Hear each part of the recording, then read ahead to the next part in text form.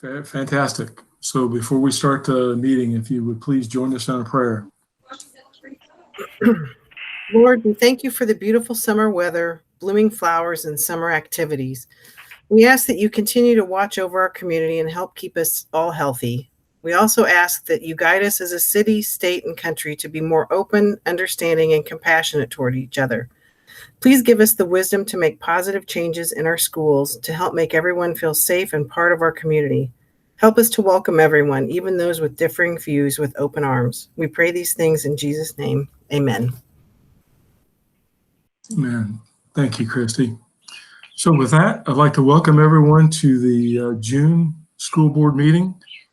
We are starting a bit of a new format here tonight. Not only are we using the Google Meet that we've done the last two meetings, but we've started using the Board Docs application for this evening. So bear with us as we go through there. We may have a couple of stumbling blocks, but I promised Natalie that I would read my emails closer and read the instructions better, so she wouldn't have to control the meeting so much. So with that, we will start into really the first section on the public board comments. So I'll open up for the public if there's any comments regarding the agenda tonight.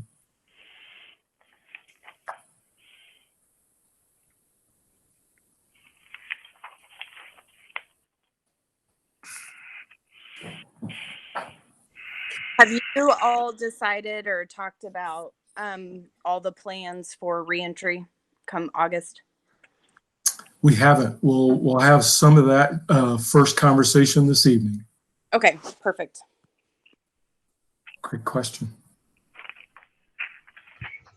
And I guess I'll hold my comments till the end of the meeting then. Okay, thanks, Jason.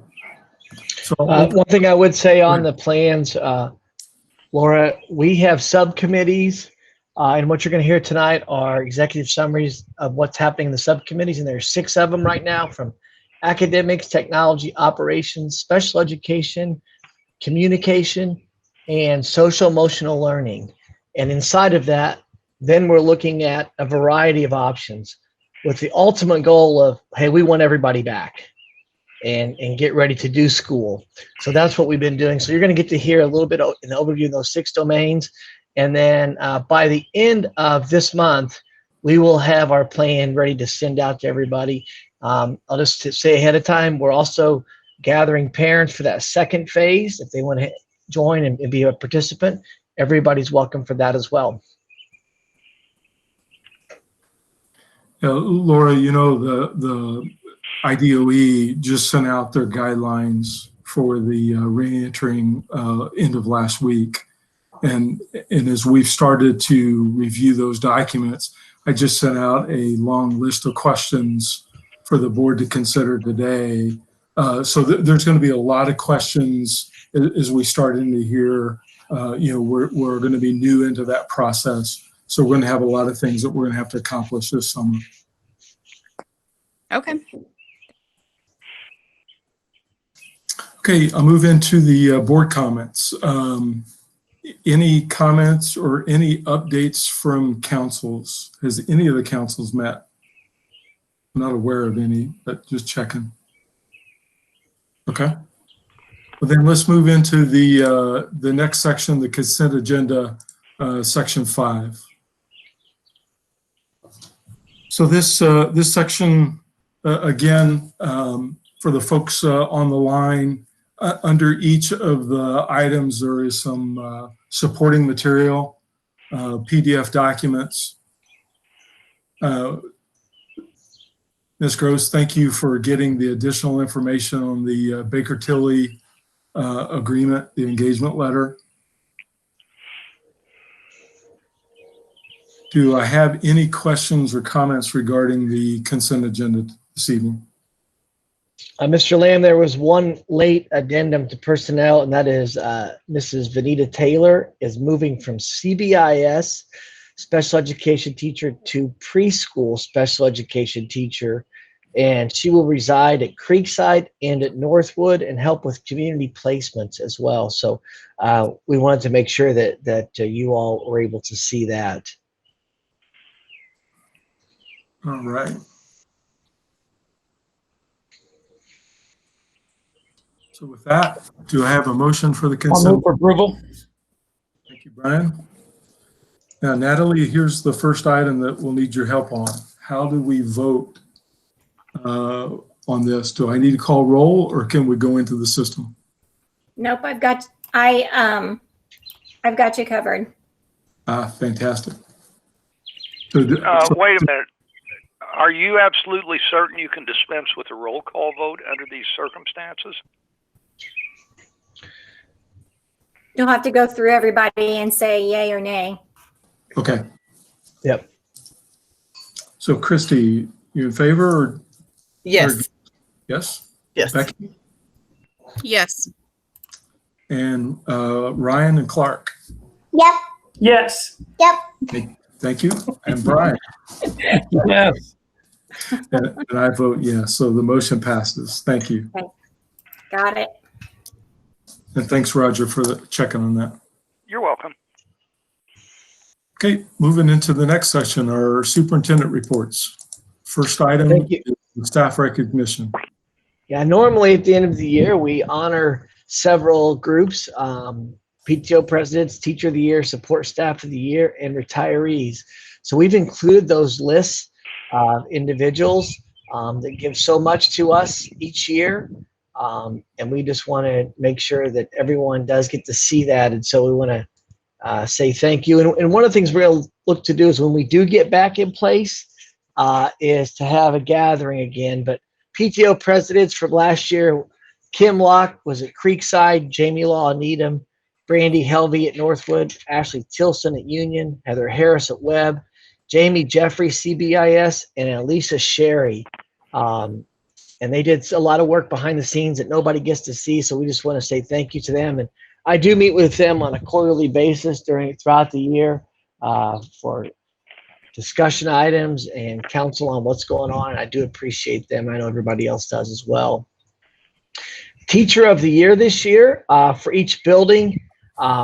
It obviously with COVID-19 completely changed, and the state made all the teachers of the year, but we did select individuals. And so just like to read that list. Melissa McCain was the high school teacher of the year. Lindsay Spalding, Needham Elementary.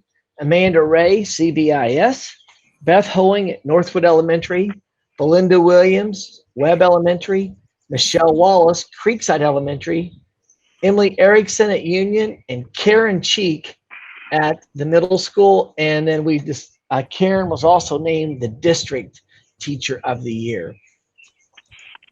Support staff of the year, high school, Mike Armstrong. Demisha Triback was at Needham Elementary. Dave Hukins, CBIS. Jenny Deputy, Northwood Elementary. Sue Vaught, Webb Elementary. Jessica Kimberlin, Creekside Elementary. Kara Baker, Union Elementary. And Jennifer Vanderveer at the middle school, Franklin Community Middle School.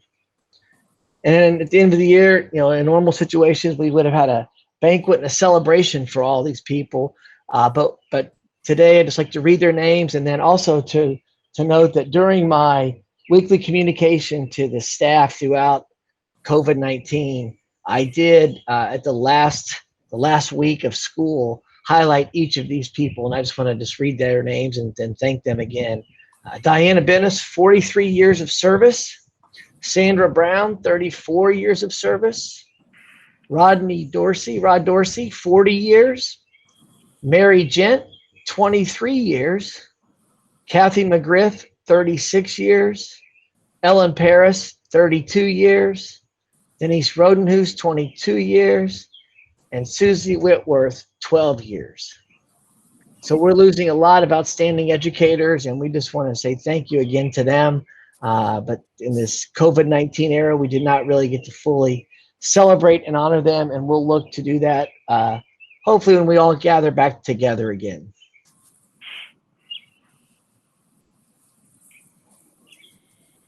David, I like especially the retirees. I mean, over 240 years of service is impressive.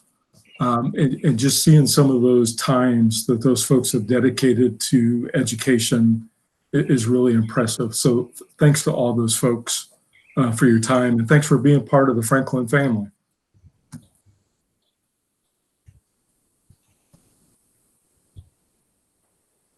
Okay, with that, let's move to the next item, the summer projects. Mr. Sewell. Good evening. Thank you, Mr. Lamb. We, as usual, have a variety of facilities-related projects that we're working on, like any other year. A lot of those planned for and funded through our GEO bond that we're still working on through the middle of next summer. Among those is improvements to the HVAC system at Webb Elementary, and we covered that in an agenda item last week and have another one for your consideration tonight. We've had a company come and look at the septic system at Union and are planning some updates out there. There's been a variety of pavement and exterior walls projects in line with our systemic process of reviewing the condition of those facilities and planning for their maintenance and replacement as needed through our partnership with STR Engineering. Our custodians are back in the facilities, and they're undertaking the first stages of summer cleaning. We're mindful that in this COVID-19 era that we have some additional cleaning and sanitizing to do ahead of us, and so we've also had weekly meetings with that team to really plan for those activities as the summer progresses. Our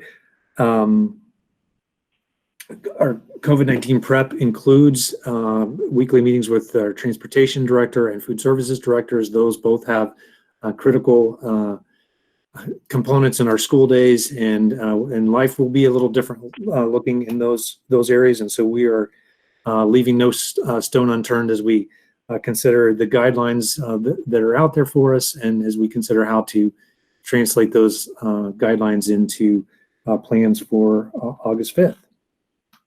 We're also working with our building principals and plan to invite teachers in here in the next couple of weeks to help us clear some of the floor space in our buildings to give us the maximum ability to space students' desks and prepare for instruction in the fall, and to help us make sure we have a fast and efficient nightly cleaning process. So we're making plans for that even today. We spent some time working on that. Other initiatives related to COVID-19, we're putting hand sanitizer dispensers in every single classroom in the corporation, and are adding many sanitizing dispensers in common areas where they'll help us make hand washing readily available and kind of right in our way as we go through our days in the coming weeks and months.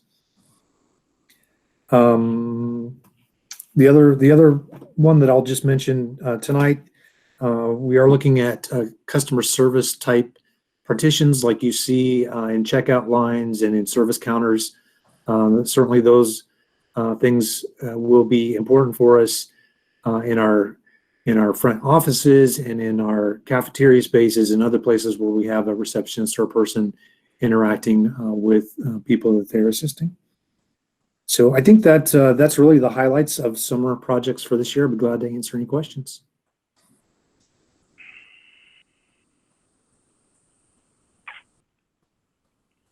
No questions for Mr. Sewell? Thanks, Jeff. Moving to the next item, our COVID-19 reentry plans. Thank you, Mr. Lamb. I'll start, and then we're going to send it to each of the chairpersons of the subcommittees to kind of give an overview of their committee work. Over the last several weeks, we have embarked on a journey of what school could possibly look at before the state released their guidelines on Friday.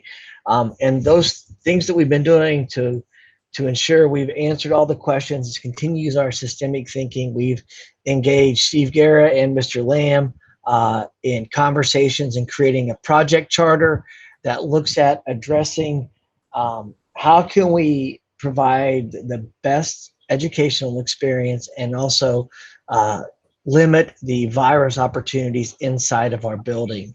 And so each subcommittee looked at that charter, and they're using it to gather tangible evidence, information to give us the best answer possible.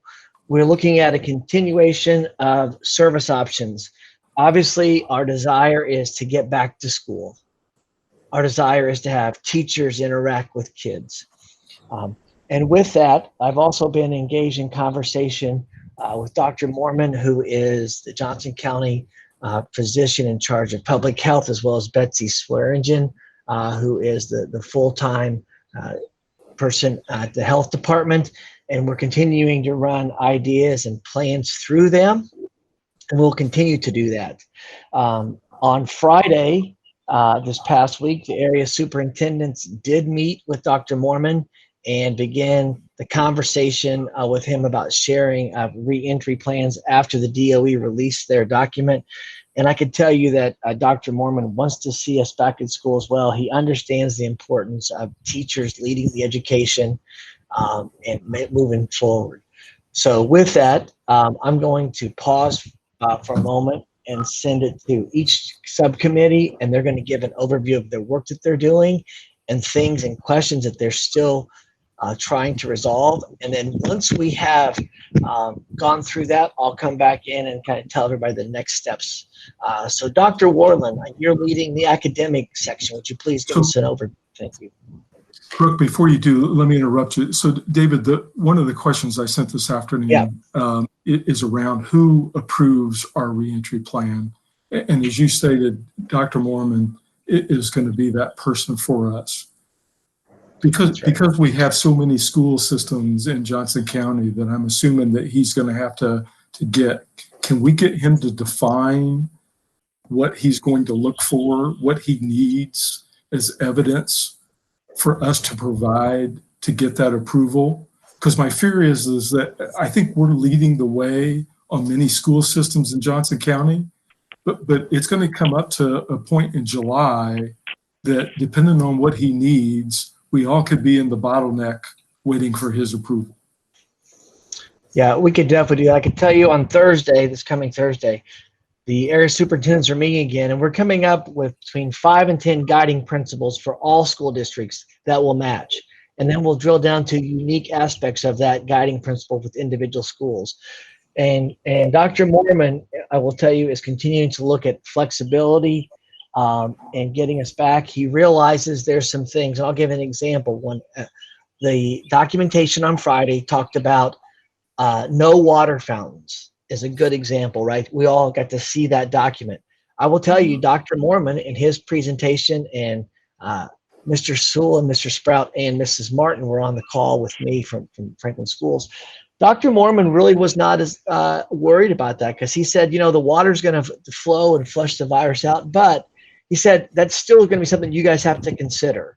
So we're going to get our plan to him in a timely manner. And I can ask him, what are those things? But he reiterates to me when I talk with him that he wants to provide safe and a flexible environment for us to come back to school. Another example he talked about, and then I'll send it to that, is recess.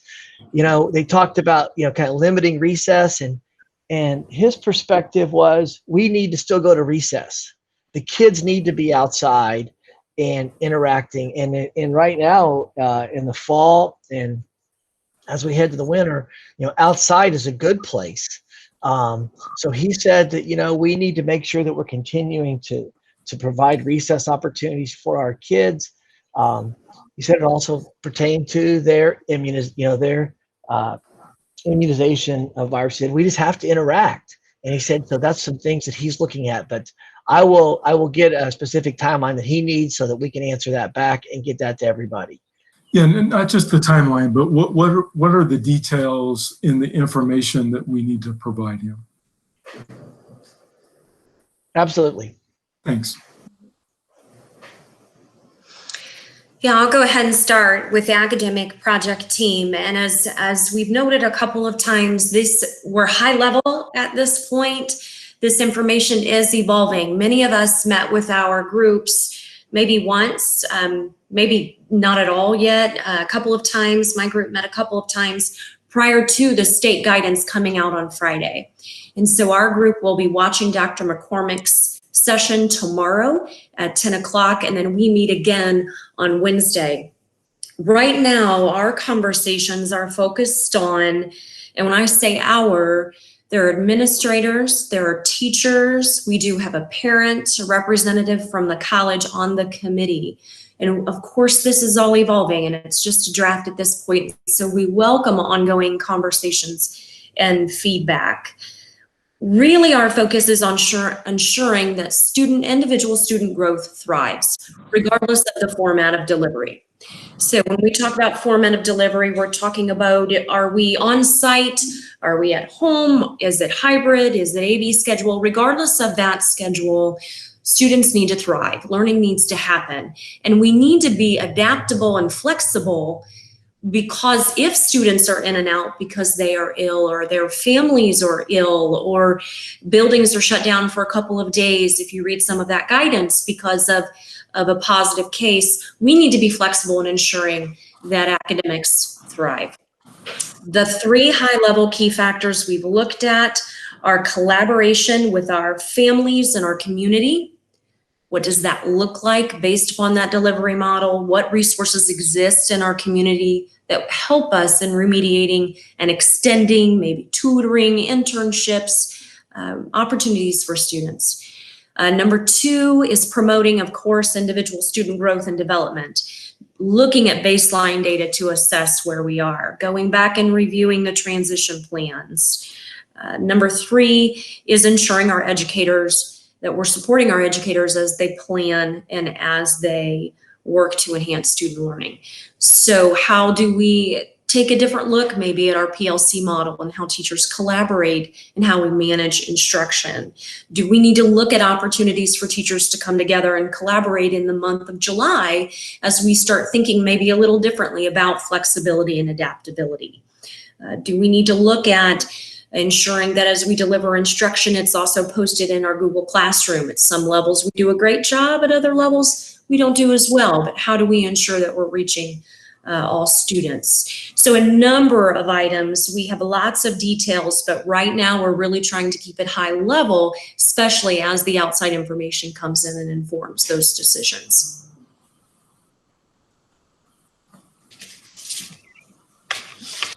Thank you, Dr. Orland.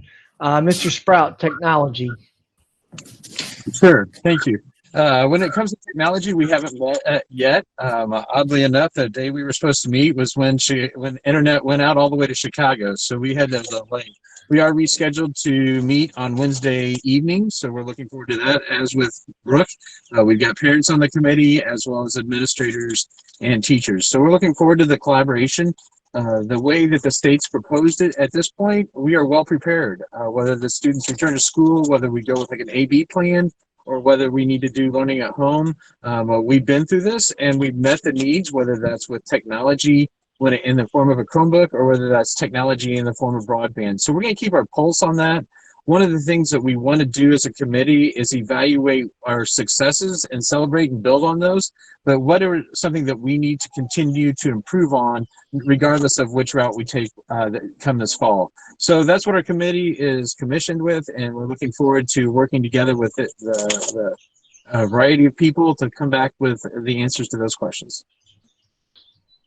Mr. Sprout, can you articulate our one-to-one technology plan, please? Sure. I wasn't sure whether you wanted me to hit on that. One of the we've been one-to-one in grades 2 through 12 with Chromebooks, and we are going to expand that with the board's approval tonight on textbook rental for the Chromebooks for first grade.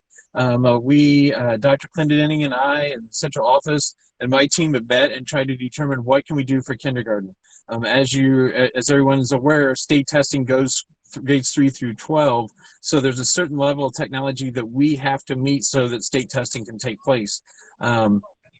grades 2 do NWA. So what we are going to do is we are still living the life out of the Chromebooks that we negotiated with the RDC, and they help fund those. So grade 2 will have those Chromebooks, and they will meet the needs of NWA. They don't do statewide testing, so they fit perfectly there. As we look at getting Chromebooks for the first grade, those would be the same thing as with 5th grade and freshmen. And then at the kindergarten, it's very important that they have a touchscreen. And then here recently, we've been able to maneuver the technology in such a fashion that the kindergartners will have touchscreen Chromebooks come this fall.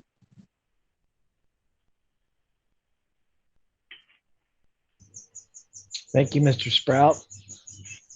Mr. Sewell, operations.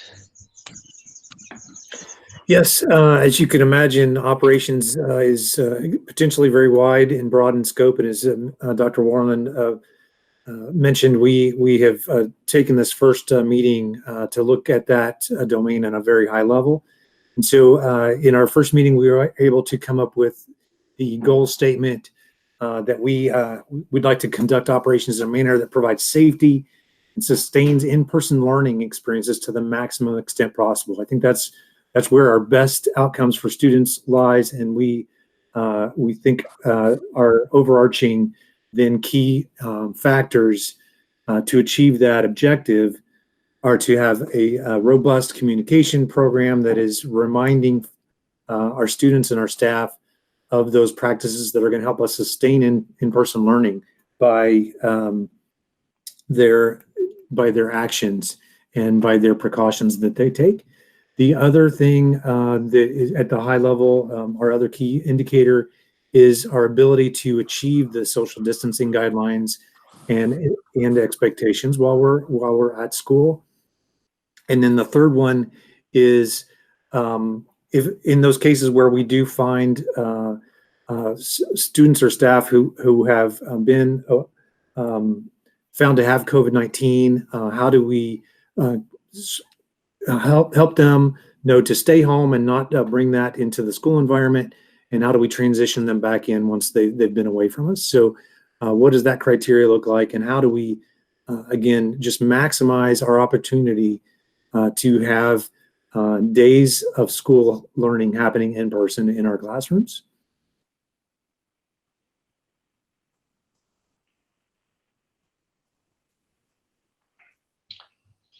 Thank you. Mrs. Sperling, social emotional learning.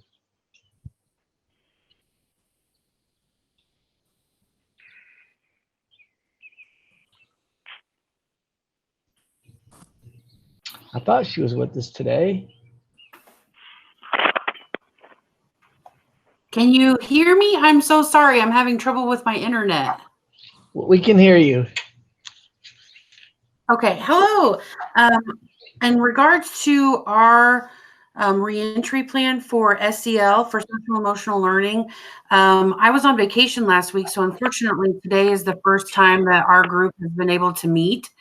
And with that, we were just kind of able to discuss a few things today.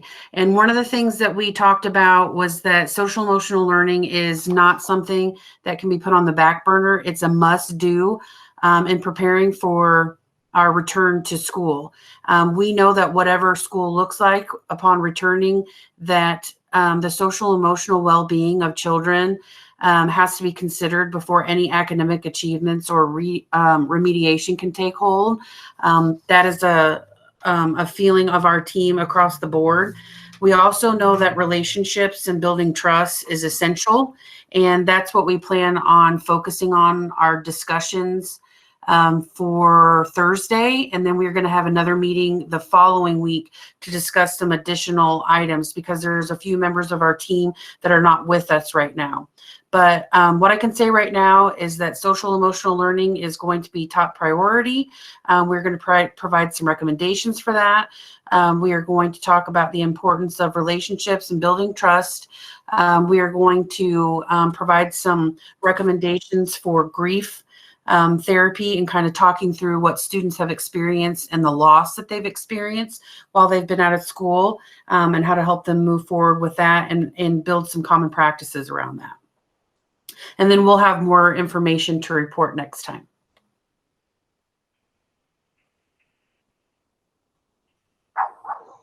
Thank you. Mrs. Beth, for communication, do you want to just kind of talk a little bit about what the plans are there? Sure. In addition to just supporting the other groups and combing through their plans and making sure that we've got communication covered from those perspectives, our group is also working on prepping communication that needs to go out. We're really just trying to think of every scenario possible. What back to school safety looks like, what expectations parents, staff, and students, may have if they're ill, what our attendance expectations are. We're really just trying to anticipate a lot of the different scenarios and communicate that early and often. We've been asking small groups the way that they prefer to be communicated with, and we've received a little bit of mixed feedback, basically between email and social media, but we're really trying to create a heavy email presence in a scheduled manner. We don't want to overload parents with many emails throughout the week unless there is something that really needs to be communicated now. So, for example, now we're doing Monday morning emails. That will probably change to a different date that makes sense with how our flow of communication works. But we're really analyzing those read rates and how people are taking in that information, what kind of questions they're getting, just so we can make sure that we are clearly sending out information as we go. Is there anything else you'd like to add, Dr. Clendening? No, we will be delivering the timeline out as a communication resource as well. Yes. So that parents understand kind of where the touchstones and benchmarks are as we travel forward. And then we did provide survey opportunities. Dr. Warland has reached out to both teachers as well as to parents on 3 different occasions. And although it's not necessarily specifically about the reentry plan, we did ask at the very end of our parent communication. And Dr. Warland, I know you and I spoke about this earlier today. Can you just jump in and talk about the response about what parents are desiring? Mm-hmm. Yes. One of the questions that we asked was this: do you intend to have your child physically return to school when permitted by the governor? And so the survey was sent out, about a week and a half ago, almost 2 weeks ago, ended today at noon. 79.6%, so almost 80%, said yes. 19.6%, so almost 20%, said, I'm not sure at this time. And I think that's understandable. I think a lot of us have questions and uncertainty, and we're still working through that, even given what the state has provided. And then 0.8% said no. So we do have some of that information. I think that we'll want to continue to ask questions and dig a little deeper. Parents also talked about ways to communicate. Robin just responded to some of that. Email was by far 97.6%. That's the way they prefer to receive communication. I think Robin and her team are already spot on there. And then there are some other details that we will pull, and we can send those out as well. In addition to soliciting the feedback from Dr. Warland's surveys, we've also begun to host virtual coffees with the superintendent. We typically host somewhere between 40 and 50 guests, but it kind of allows us, that smaller group, to really get specific questions answered and also solicit specific feedback from our parents. That's something that we will continue both in person and virtually throughout the fall and school year. We've heard from a lot of parents that just works better with their workday, and we certainly understand that. Mm-hmm. Yes, thank you, Robin. I'm hearing the same thing from parents, even some of those parents serving on our committee, about the desire for on-site.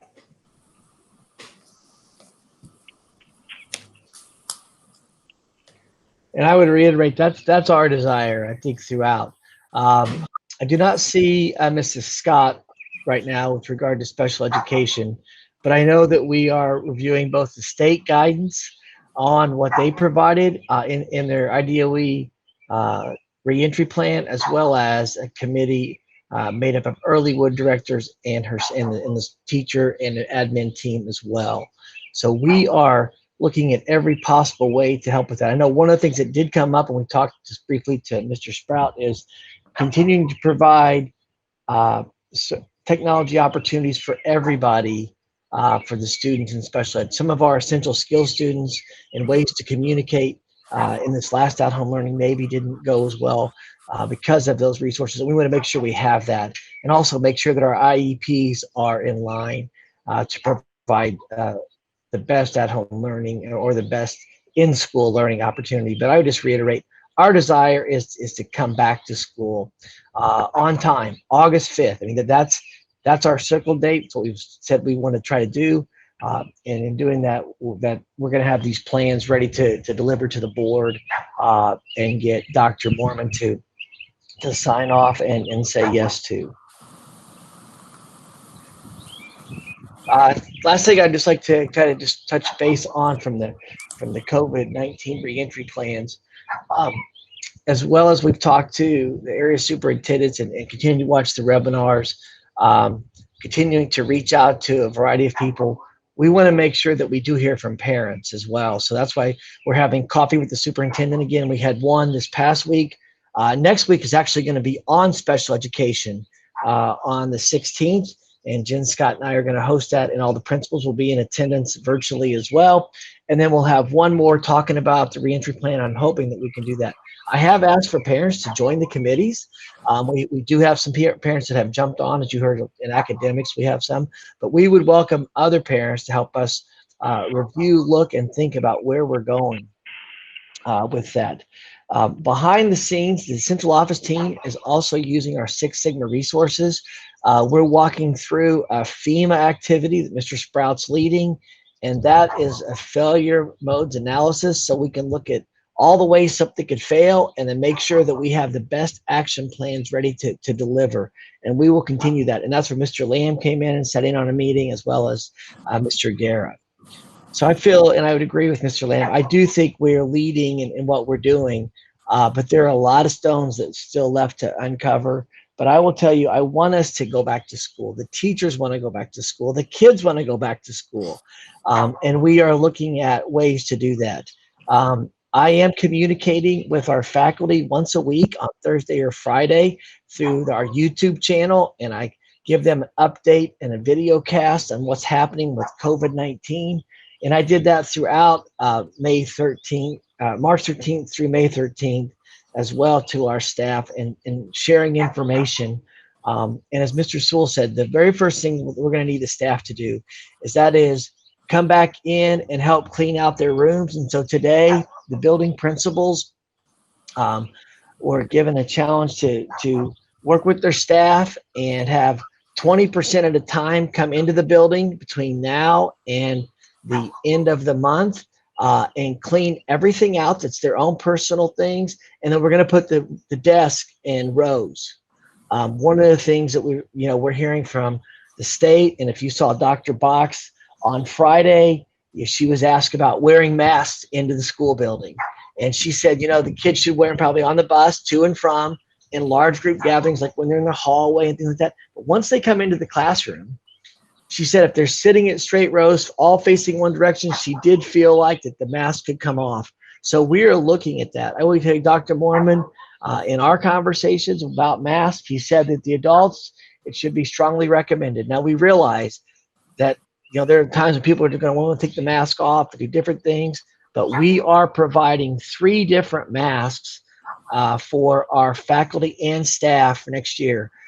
One of them I picked up today from an organization called Sew and Serve, and thank you to Stephanie Zimmer, who's a science teacher. She's part of this group that reached out, and they are providing masks for first responders and school organizations. And so they tapped our school on the shoulder and said, would you like us to do this? And so we have 700 masks that I picked up today. We're also going to have a mask at our back to school plan, and then there'll be one more. We also have a private individual who's reached out, and she wants to adopt some of our school buildings. And so she's adopted Needham, Webb, and the middle school to make the 3rd masks for them. So we're doing things in behind the scenes that aren't necessarily part of the action plan that are going to be put into an action plan that we know, because both Dr. Mormon said this as well as the state, that masks are a good thing. So we're looking at what that looks like. And so we'll continue to provide updates to the board, continue to provide updates to the community, and I'd be more than happy to hit pause right now and ask any of the board members if you have any questions for any of our committee members at this time. Hey, David, one thing that comes to my mind, I got a couple of questions, but one thing comes to my mind when I think of Emma Dillon. She obviously is a graduate, but there are other students in our community that read lips. How are we going to consider those kinds of students with masks? I mean, we are looking at getting teachers clear face masks for some of those students, so that if they have to have a mask on, it'd be a clear face mask and they would still have that opportunity, as well as also social distancing. Okay. Yep. That's a good question. It's come up several times from our own internal group as well. Okay. The other question is around the feedback to the board. And I know there's still a lot of stuff to be figured out, but how will you communicate with the board? I know that I get inundated with questions from the community on a very regular basis, and it would be good to be updated probably on a more than typical rhythm, I guess. I mean, I don't have anything in mind per se, but it's a request of some sort, and you can work out the details. But I think it's probably a little bit more important to communicate more frequently to us, given the sensitivity. I agree. I think that's a good idea. And one proposal I would have is, like twice a week, I just call each of you, and then in Friday notes, we'll give a summary of the week of the activities. That way, that'll give you all a chance to kind of think ahead what's occurring. And then if there's anything we've missed, we can get back to you. How does that sound in an initial?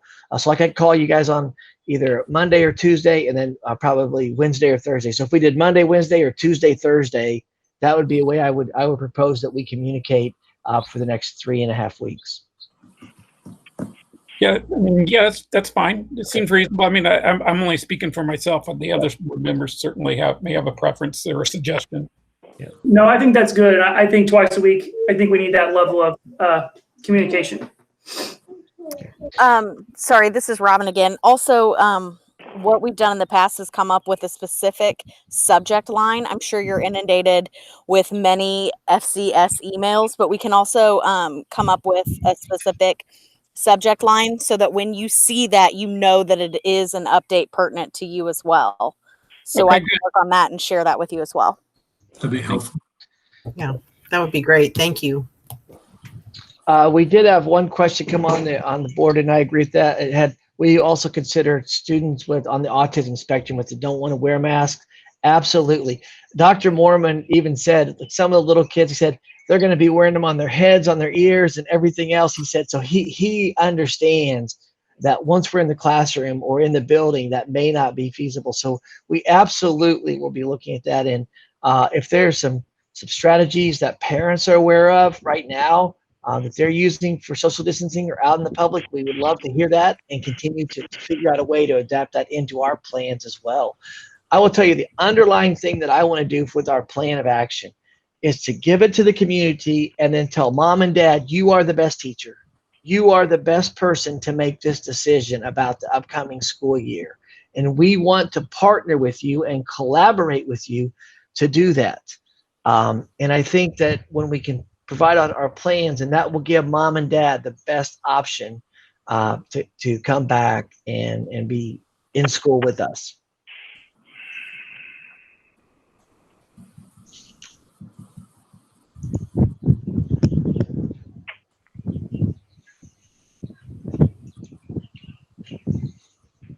So there's a question about stage 5 occurring in July. I think that the reason that we're wearing masks are the virus is not going to go away on July 1st. And it's going to be continuing to honor the other person as opposed to that. So that's what we're getting the guidance from the state and the CDC at this time. So that's where we're looking at that. The IDOE document throughout says considered or guidance. Check with your local people. And so we're continuing to pause that. I will also tell you that there's a lot of conversation around liability and what we need to do. We are checking with our insurance provider, both on liability and workman's compensation. Mrs. Gross is that on, she's going to reach out to them and further address that, as well as some requirements that are already put in place with regard to COVID-19 and human resources about posting of signs and making sure we're fully aware of the new FMLA standards that are before us between now and the end of the year. So those things will also be a part of that, but we will continue to provide communication.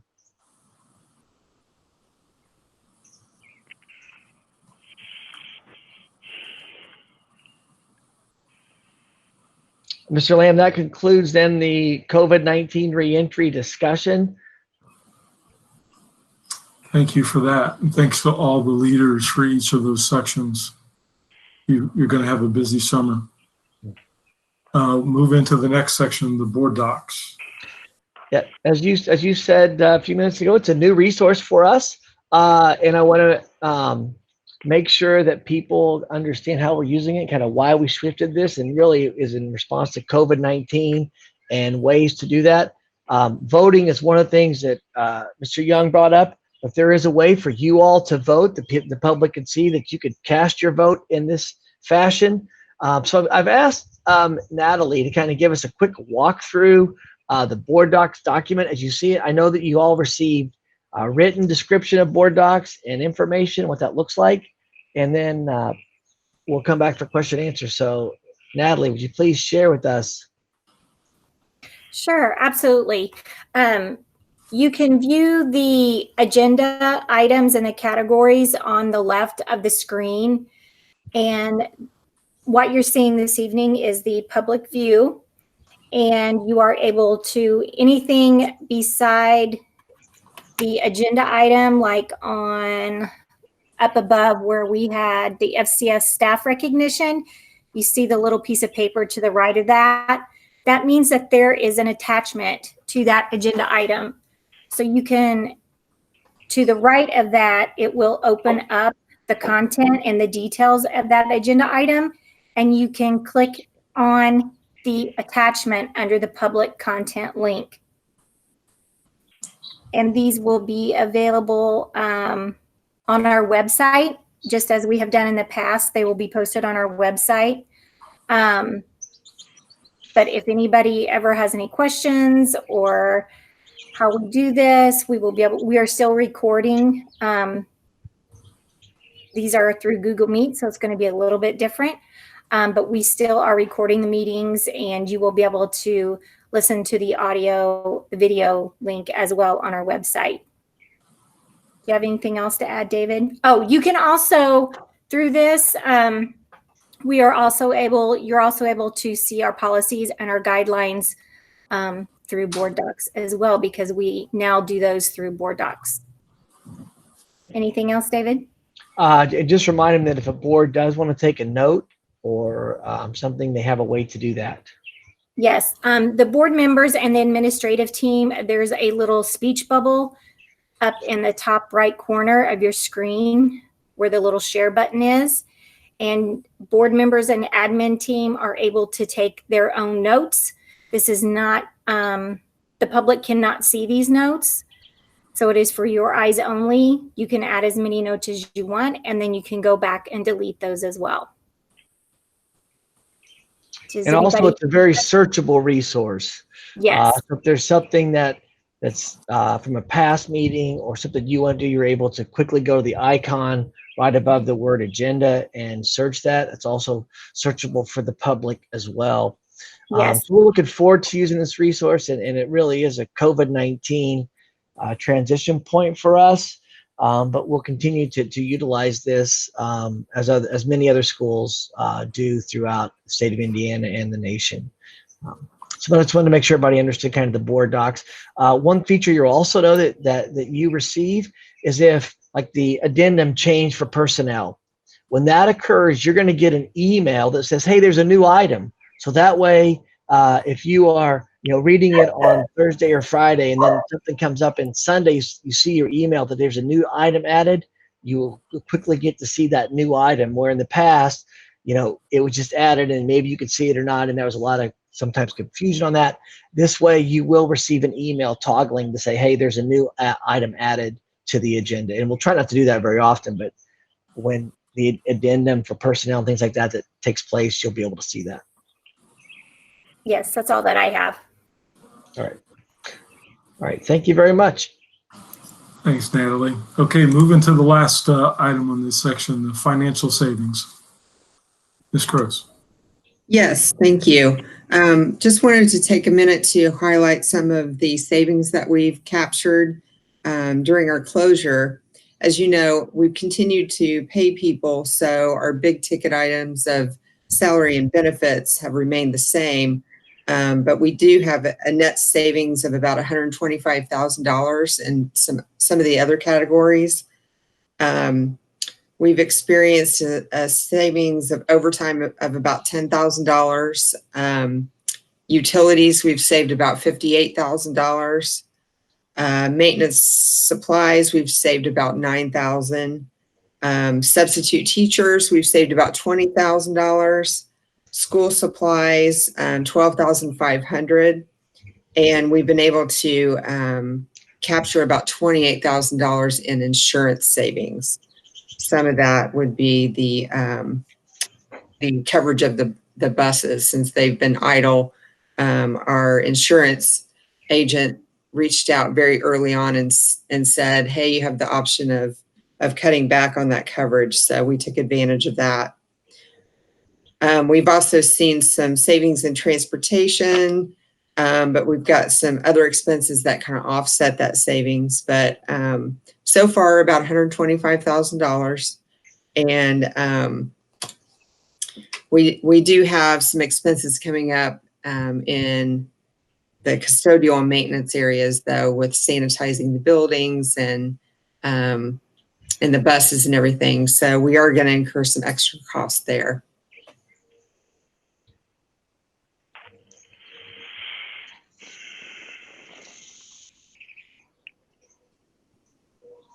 Any questions?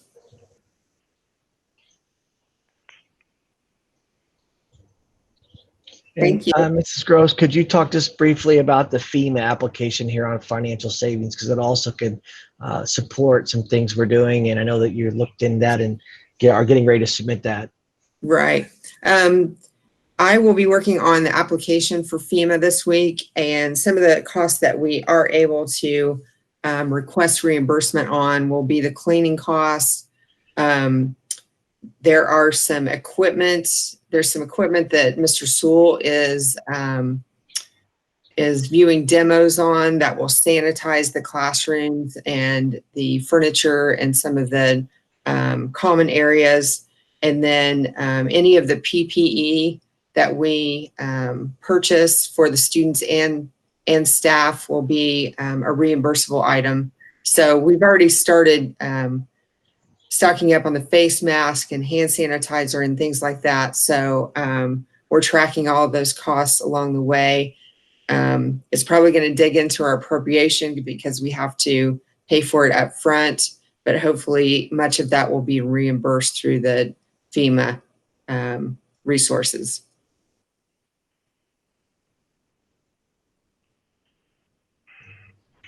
Thank you, Mrs. Gross. Mm-hmm.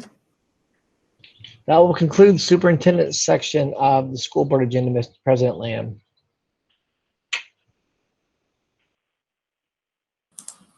Thank you. Moving into the action items then. The first item we have is on the handbooks. It's Dr. Warland. Yes, thank you, President Liam. The handbooks are for CBIS in the middle school. Those are the two remaining for the year. There have been no changes since the May board meeting. Great. Any questions for Dr. Warland? Do I have a motion? I move for approval. This is Becky. Thanks, Becky. Christy, how do you vote? I vote yes. Becky, Yes. Brian? Yes. Oh, sorry. Did you say Brian or Ryan? That's okay. I got Brian as yes. Ryan? Yes. Thank you. And I vote yes. That motion passes. Second item is the rainy day transfer. Yes, thank you, Mr. Lamb. At last month's meeting, we talked about this a little bit. This stems from the delay in the deadline for property taxes and when the school corporation will draw down the property taxes. As you know, there was an extension with no penalty by about 60 days for property owners. So some of that money that we normally draw down in June might be delayed till July or August. That creates some cash flow issues on our side. And the good news is the county auditor was predicting that we would only draw down about 33% of our normal draw, but we actually have collected so far about 57%, and we still have another draw about mid-June. So we're looking better than everyone originally thought. So therefore, the amount of rainy day funds to transfer is less than what originally predicted. But I am asking for the authority to transfer $500,000 from rainy day funds to the referendum fund to cover that overage. I'm so sorry. Maggie, please. And then another $500,000 in textbook rental to cover that deficit. So let the record show that I sent my son down to ring her doorbell just so we could hear the dog bark. Oh my. What was I going to say? So the reason for this is we cannot let these funds go into the red as of June 30th. When we close the fiscal year, we have to have the funds in the positive. So this will be a temporary loan that will be paid back at least by August with the property taxes that we collect later than normal. I want to be clear. It'll be paid back in full, partial? In full. Thanks. Yep. It's just a float is what it is. Great question, Brian. Any other questions for Tina? Do I have a motion? This is Christy. I'll move for approval. Thank you, Christy. So with that, Becky? Yes. Thank you. Ryan? Yes. Thank you. Brian? Yes. And I vote yes as well. That motion passes. Move to the next item is the adjustment to first grade textbook rental. Mrs. Gross, you're up again. That is actually not mine. We're going to tag team this one. I'm going to jump in and then we can send to Dr. Warren and Mr. Sprout. One of the things that we've heard over and over again is the need for each student to have their own resource, computer technology, as we move forward to next year. And one of the things that we're going to need to do is be able to provide that to parents, but we're going to need to assess that to the first grade textbook rental. And in addition, since we are going one-to-one throughout K-12, we need to be able to also apply that technology fee where we pay for Guardian and other things, and Mr. Sprout could talk about those fees. But this is why we brought this last month as a discussion item, and we are recommending the board approve this change to the first grade textbook rental as well as the K-4 technology fee structure.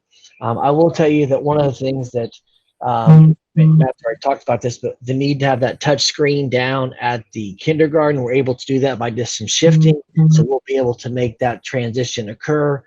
And Our labs will become pretty much obsolete this next year with the COVID-19 era. Dr. Mormon reiterated even on Friday, the students are going to need to have their own devices so that we have to pass back and forth. So with that, I'll hit pause. Mr. Sprout, anything on the technology fee, please? Sure. So the technology fee is surrounded around GoGuardian. And what this allows is collaboration within the classroom.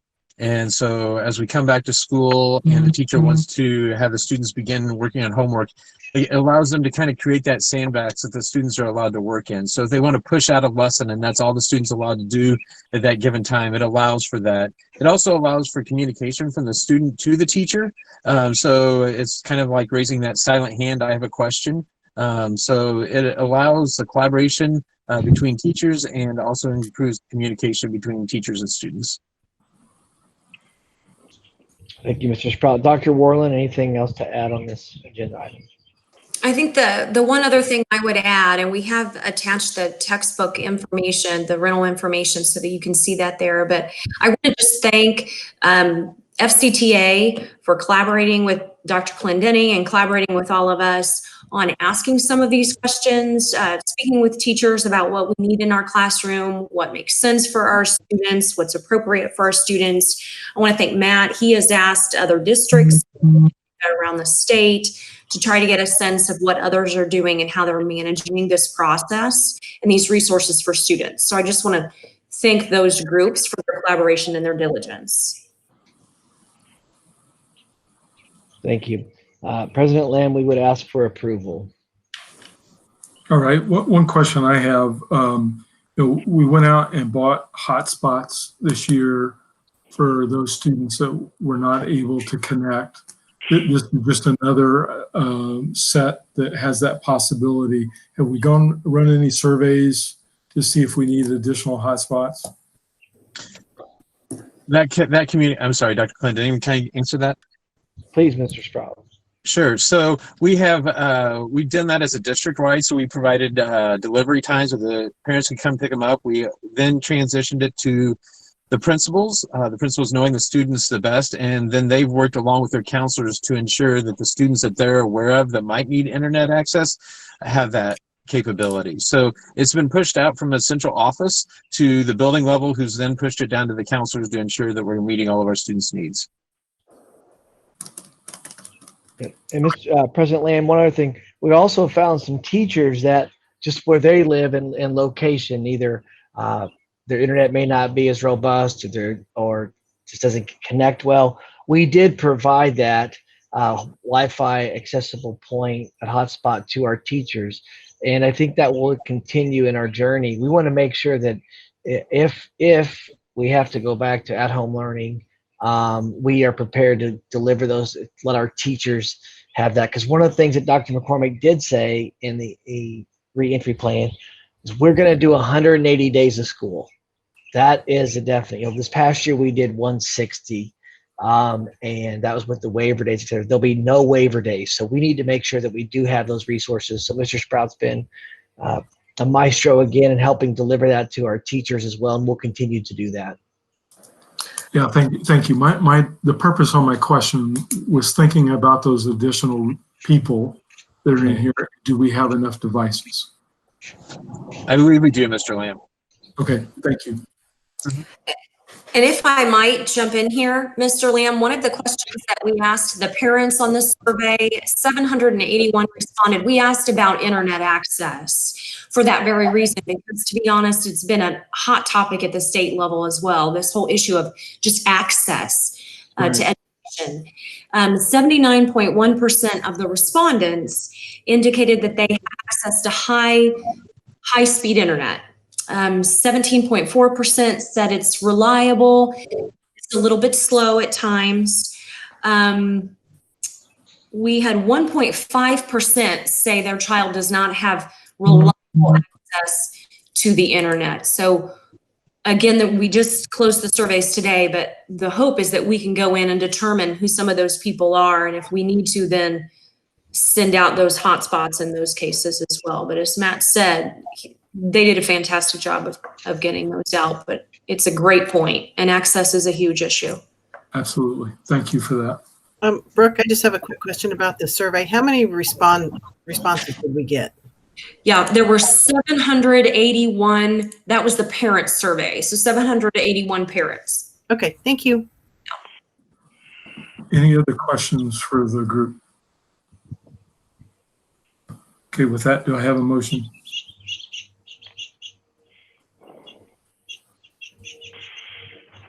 This is Becky. I move for approval. Thank you, Becky. Christy, how do you vote? I vote yes. Brian? Yes. Yeah. Sorry, And I Brian. can't tell. Both of them. And Andy votes yes, so the motion passes. Thank you. Moving on to item D, the policy authorizing collection of attorney fees. Mr. Young, please. Yes, sir. There is no change to the resolution nor the policy that it adopts from what the board approved on first reading at the last meeting. So unless there are questions or comments, I would ask the board to adopt this resolution tonight on final reading. Thank you, Mr. Young. Any questions for Mr. Young? Okay, with that, do I have a motion? Move for approval. It's Brian Thank you, Brian. with a B. Brian, or Christy, how do you vote? Yes. Becky? Yes. And Ryan? Yes. And Andy votes yes, so that motion passes. Thank you, Mr. Young. You're welcome. And the last item on our action item, the purchase resolution. Mr. Sewell. Yes, Mr. Lamb. You'll recall last month in the May agenda, the board approved the web HVAC project that seeks to update the HVAC equipment at web to meet current fresh air exchange standards. And as we get into the design work of that project and the timelining it, it became apparent to us that if we want to make a good headway on that over the summer, we need to get right to work. So this resolution would authorize the corporation to proceed with that project on an emergency basis, which streamlines the bidding process for the project. We are, of course, still soliciting multiple bids, seeking to make sure there's a fair and equitable opportunity to gain that project and to get a good value for the tax investment in the project. But the resolution would declare this project an emergency under the circumstances and allow us to proceed with the streamlined process. And it would further authorize Dr. Clendenning to go ahead and approve the contract that results out of that, the competitive process. Mr. Young did assist us in reviewing this project to make sure that it qualifies for that approach, and he prepared the resolution that is before you. So from the board, any questions for Mr. Sewell or Mr. Young? No, Roger, thanks for that help. Do I have a motion?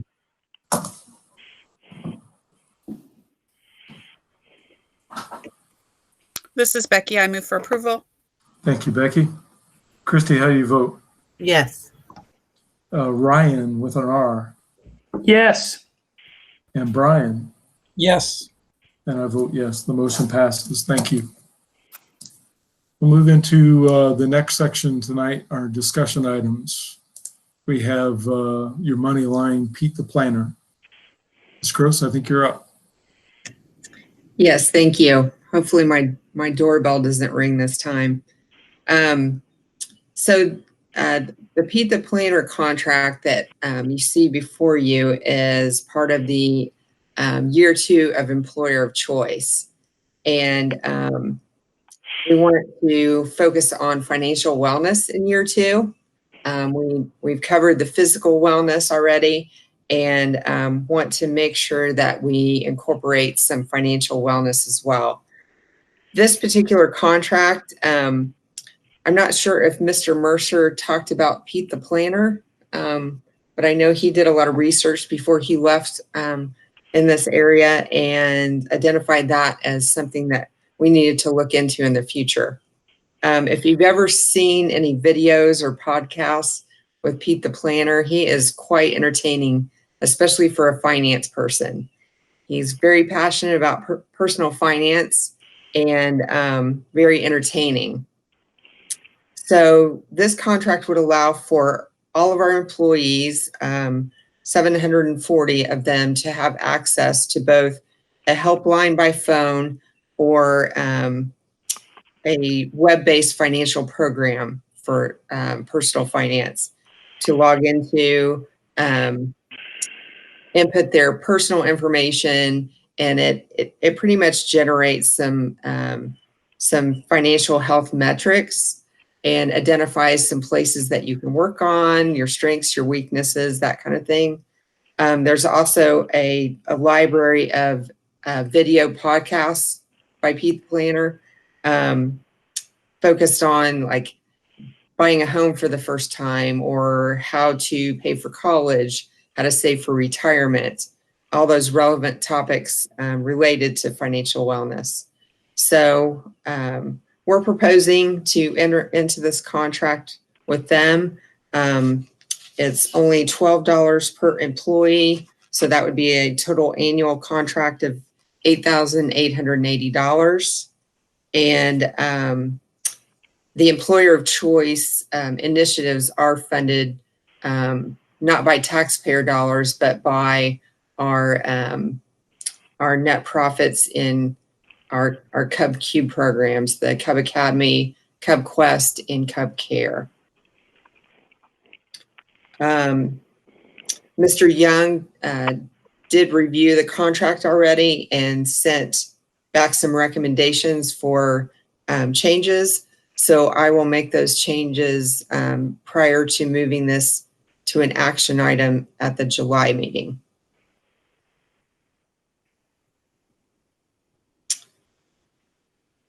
Any questions?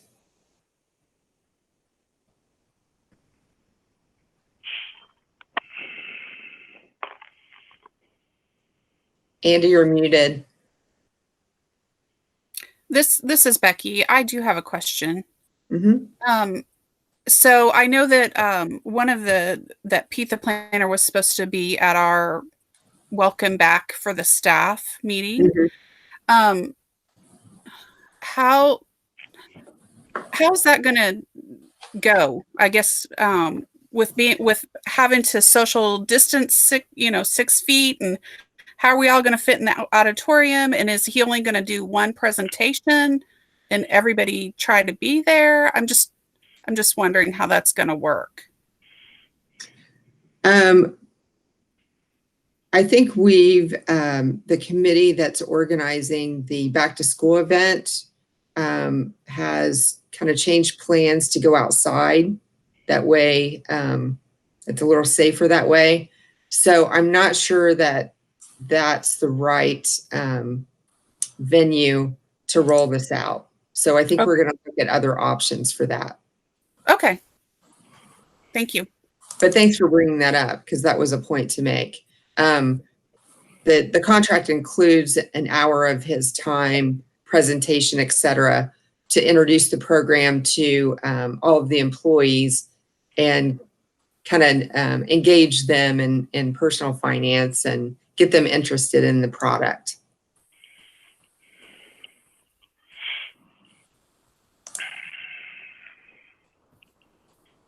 So Tina, how long is the contract for? Is it 1 year, 2 year? Just 1 year. And although we won't be able to see personal information that people have entered into that system, we will get metrics on participation rates. And that way, a year from now, we can determine whether or not whether or not there's a return on the investment. And if we get to that point where we say we're only going to do a year, can the people get their information out before we close that contract?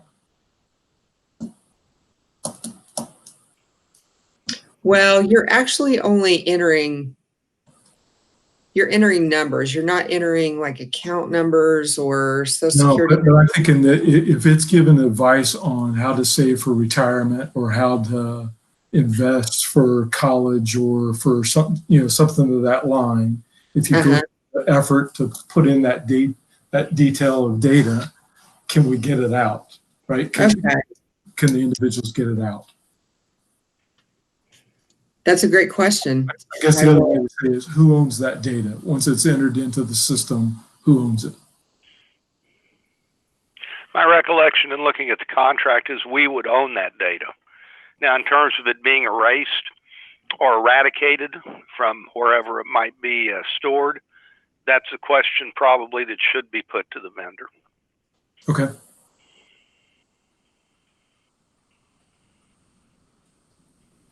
Andy, I'll do some research on that and get back with the board. All right, thank you. Any other questions for Tina? All right, thanks, Tina. Thank you. Move to the next agenda item, our board administrative comments. I'll open up for the board. Any comments?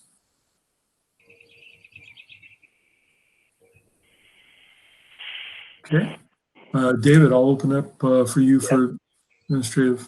Thank you. I have a couple. One, I've asked Mr. Ahaus to be present tonight, and he is getting ready to share an overview of graduation 2020.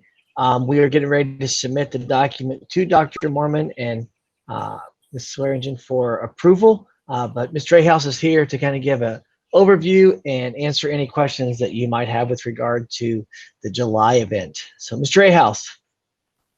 I thought you had me on for workman's comp. I wasn't ready. I guess I'll talk about graduation then. Steve. Well, and I see there's a lot of people attending, so they probably wanted to hear more about workman's comp than graduation. Yeah, working on a document. It's taken a little bit of time because we've kind of had to see how the state phases and information from the state and from we couldn't plan too far ahead because we just didn't know what things would look like. But I think we're getting a clearer picture, just like we are on the start of school. Optimistic that we can put something together where we have all of the students there. Kind of did just some research with staff and different people, sent out some stuff on trying to figure out some of the key parts to the program. It really breaks down to, we wanted all of the students there at one time if we could. We didn't want to break the ceremony into small groups with kids. We wanted the whole class to be there together if they could be. We want the family to be able to see their son or daughter walk across the stage. That's really important, and hear their name. So those things are driving everything. And right now we're looking at outside, one for safety, another for capacity. Being able, if we were to go inside at the capacity that would probably be recommended, we'd probably be looking at 1 or 2 tickets, probably 2 tickets per family. We think we can potentially double that if we go outside. I know there'll be questions. So right now, probably around 4 tickets per family. We'll get recommendations, work with the Board of Health. I know people will want more, and it might be like, hey, what's 1 more ticket? But every 1 more ticket's like 350 more people out there. So, or plus. So it seems like, well, why don't you go from 4 to 5, or why don't you do this? So we'll just have to see what that is, because 1 more ticket to 1 family's 360-ish more tickets, and you're trying to put in a venue. So we'll just have to go by recommendations of what we can do there, what we're allowed to do.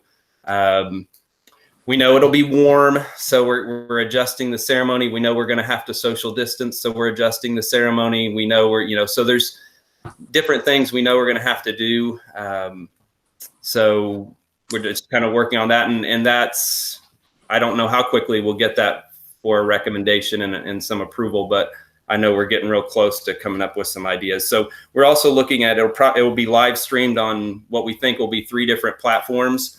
So Facebook Live, YouTube, and we have Doug Corliss has a third-party streaming system that he feels like we'll be able to get it onto 3 different platforms. So if people can't, or they don't have enough tickets, or we can't get everybody that somebody wants there, it'll be live streamed somewhere so people can watch. And but we're just not going to be able to do unlimited seating and just let everyone in and do that. I can't imagine that would be an approved proposal. So I don't think we're going to be able to do that. So from what I'm seeing, a school our size and a venue our size, somewhere in the neighborhood of 4 tickets, looking at the capacity of seating. We've done how many seats can get on each edge of the bleachers. I'm looking at opening up the track for maybe bring your own chair and sit inside the track area to provide some more distance for people. We will certainly have handicap seating down on the track and good view. We'll have a little bit of space for some faculty members, but we're going to have to limit some of that stuff to probably limit the number of people that are on the stage, so there's some things we're going to have to do there to adjust to whatever, safety measures we need to take. So we'll have a rehearsal the day before, which we will do that in small group. We won't bring the whole group together just so that we don't have them all in a space trying to do that at once. So I think we've got most things mapped out. We just wait to have somebody look it over and see what they think. So, Mr. Ahaus? Yep. This might be stupid and not feasible, but have you thought about broadcasting this like at a drive-in movie, like at Canary Creek? And so your overflow people could drive and park and watch it on a big projector? We haven't looked into that. What your overflow numbers are going to be. I don't know if you'll need to do that. I'm just wondering, like, what the average family, how many tickets they want, and if 2 is problematic, then if we could find a place for folks to feel like they were together watching it. Well, just to give, I guess, some perspective, we normally give out 5 tickets.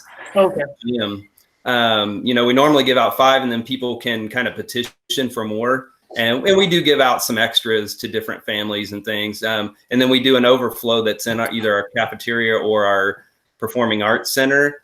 And it's not really full. I mean, I don't know. I'm sure there'll be some families that wish they had some extra tickets, but if we were to get 4 tickets, that's only 1 less than what we normally give out for the gym anyway. Hopefully we'll get some kind of idea of what I've done is try to map out how many people I think we can get safe, or how many people we can get into certain areas, and then maybe get a recommendation on then what can we safely get into those areas. So if it means that we could get to 5, then maybe that would be back at where we start in our gym. So we'll kind of see from there. We haven't looked at that, but I think we felt like if we could stream on 3 different places, that's good for people too. Maybe they can set up their own little viewing locations or things like that and do it that way. For sure. Yeah. Ryan, also, we've been approached by an indie news station they've offered to stream graduation. So we're still kind of working through logistics on that, but that would be able to reach a lot of people in their homes. Oh, that's cool. Yeah. And is there a rain date? Yeah, we would look at, so it's Saturday morning. The first rain date would be to just move it to that evening and do it. I mean, potentially maybe even like under the lights or something. If we wanted to stay out of the sun in a late evening, but try to stick to the date and just look. And if we got totally washed out in the morning, move it to the evening and hope the entire day isn't a washout, and maybe we can do it that evening. If not, then we're going to have to look at we may have to talk a little bit about what Sunday would look like and what an appropriate time would be, or if Sunday were to turn around and be a complete washout too, we'd have to look at going into the gym and then really limiting tickets, going back to a very small, probably back to 2 tickets, and trying to go inside with it. So we'll hope not. I think probably going inside to me would be like option 4. So, I'd like to outside in the morning, outside in the evening, or outside the next day. But if that were to happen to just be a complete weekend washout of some sort, we'd have to think of something, probably indoor.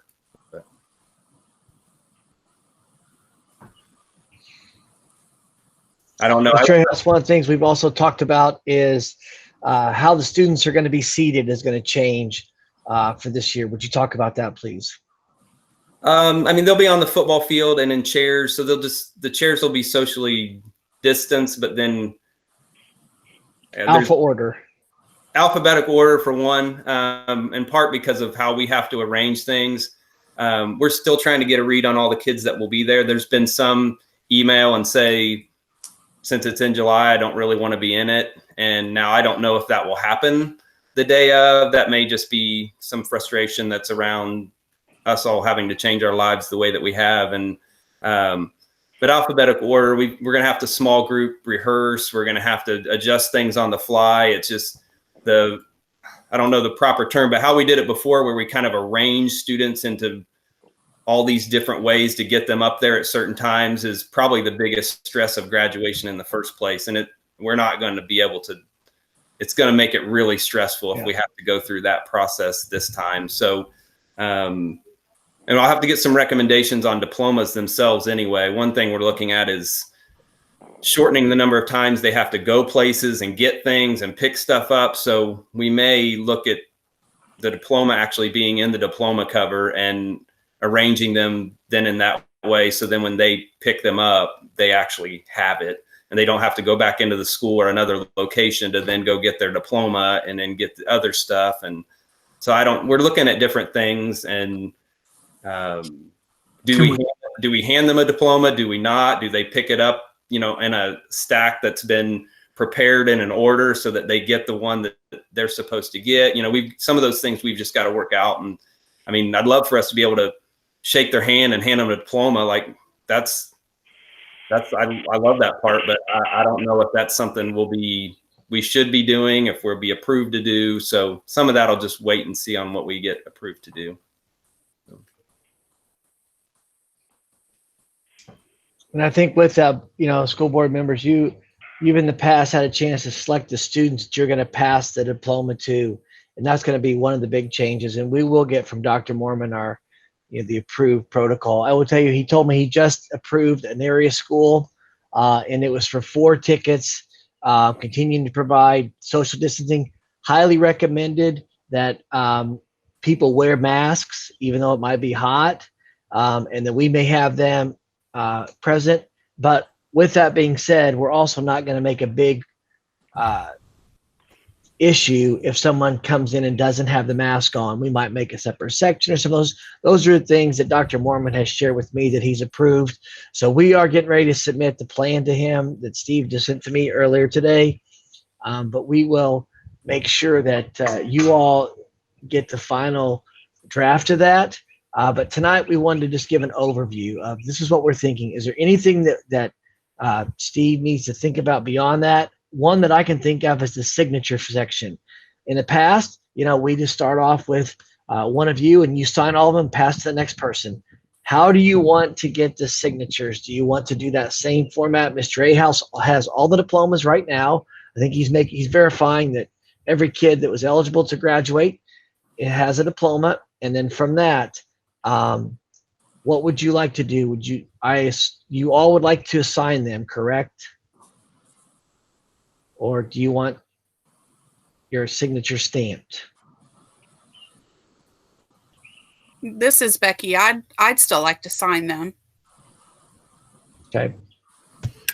This is Christy. I'd like to sign them, but how difficult is it going to be to get them to each of us from one to another? Because before we just pick them up in central office, but yeah, I think we could be able to still do that. That'll be fine. Okay. Yeah, I'd like to sign them still.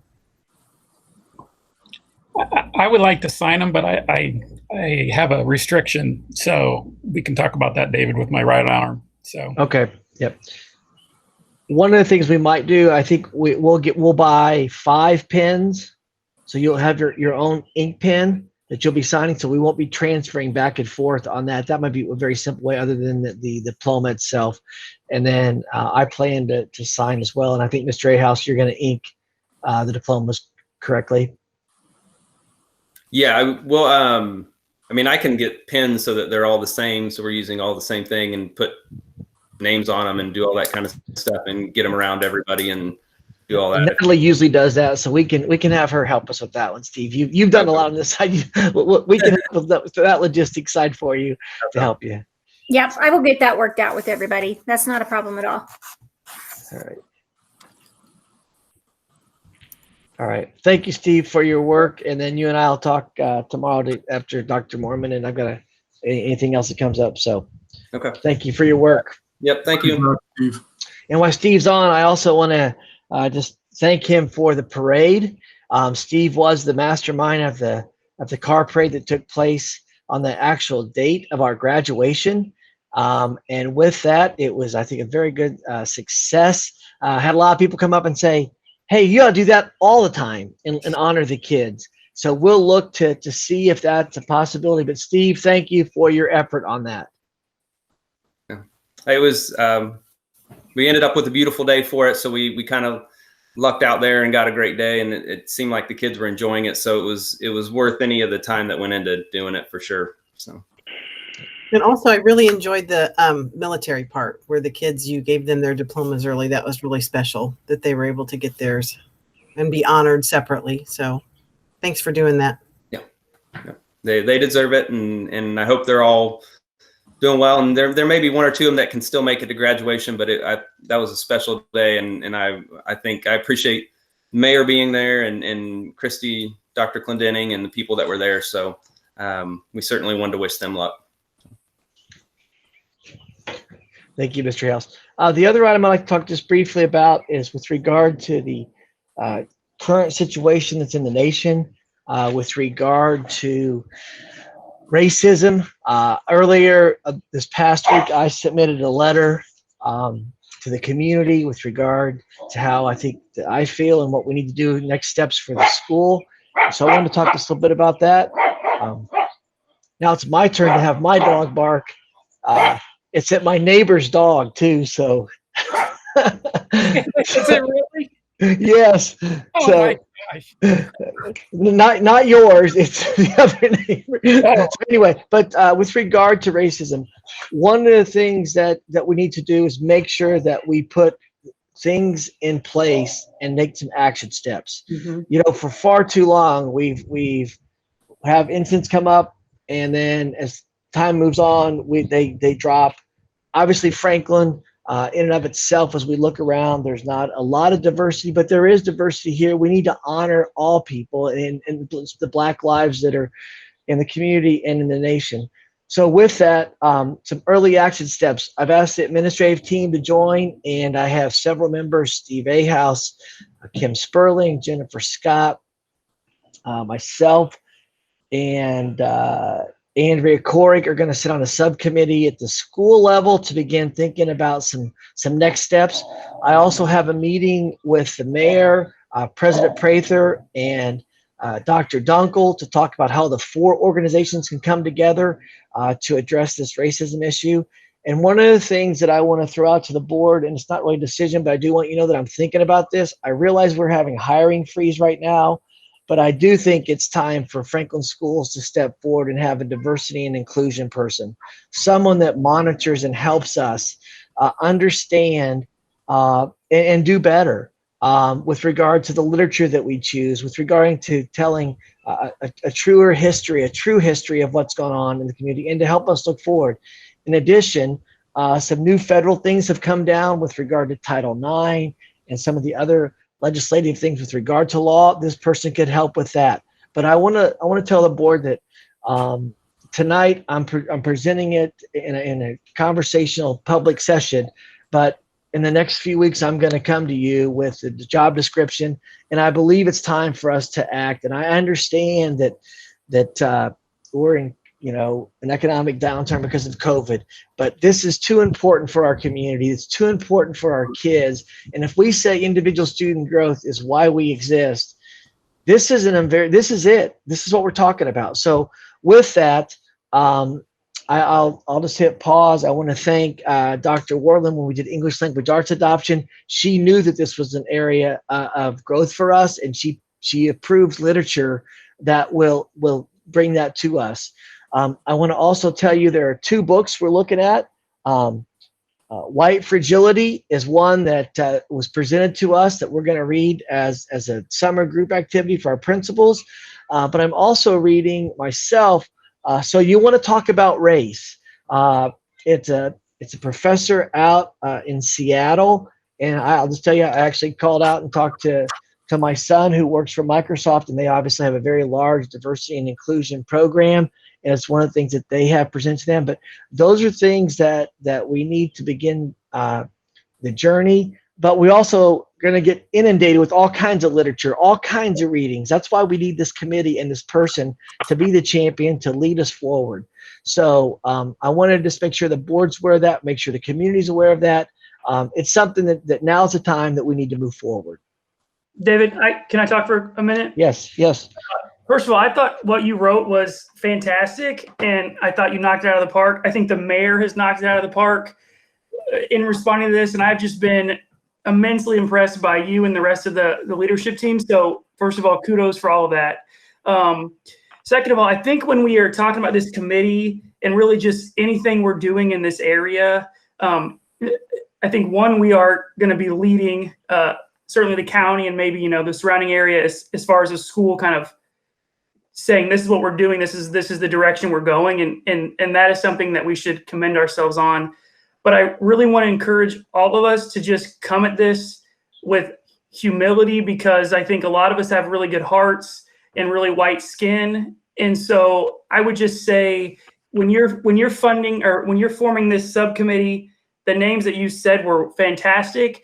I think we would do well if we try to find some people who have experienced things that we haven't. I mean, I think there are several people who have grown up here that are of color, who know what it's like to grow up in this type of environment, who would be fantastic voices for whatever committee you're comprising, to help inform and make sure that it's not just 6 white people trying to talk about this stuff. I also would encourage you to lean in to the college. They have some diversity people, and Brooke is obviously plugged in, and they have this is more professionalized there. And so to the extent we can leverage the college. And then I also think, I know money is tight, but if we're going to do this, I think we look hard at some kind of diversity consultant who works with school systems. Again, someone who has a different experience than us, and someone who can take our well-intentioned ideas and create an actionable plan that's, based on outcomes and deliverables and the experience of being a person of color in a small white town. So again, I am so impressed by you and Brooke and Tina and everyone else.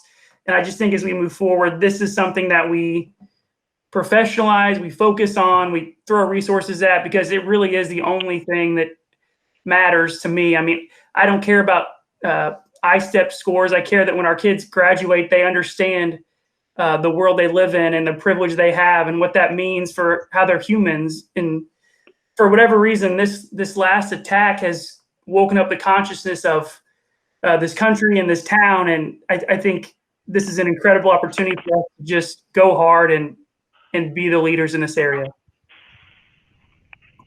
I think those are excellent recommendations. Brian, DeWorst, did you have something? I just said, well said, Ryan. Okay. Yeah. Yeah, very well. Mr. Lamb and I did speak, because Cummins is another, obviously, organization that does a lot with diversity.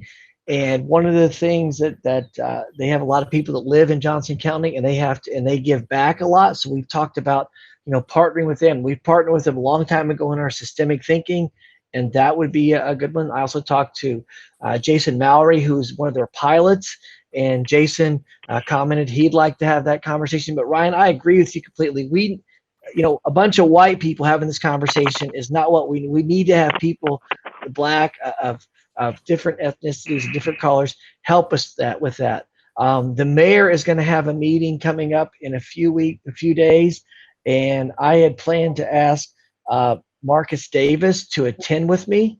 Also, I know that we had Jennifer Mann, who worked for us, and now she's at college, and some of those people that Becky Bennett. But we want to have that conversation with people that have been there. And, Marcus was on my Coffee with the Superintendent, where I had 43 people speaking, and Marcus shared some things, and we're gonna lean into people that have been there, that have seen this through their life experiences and what they've exhibited. So, but it is time for us to do this, and our kids deserve this.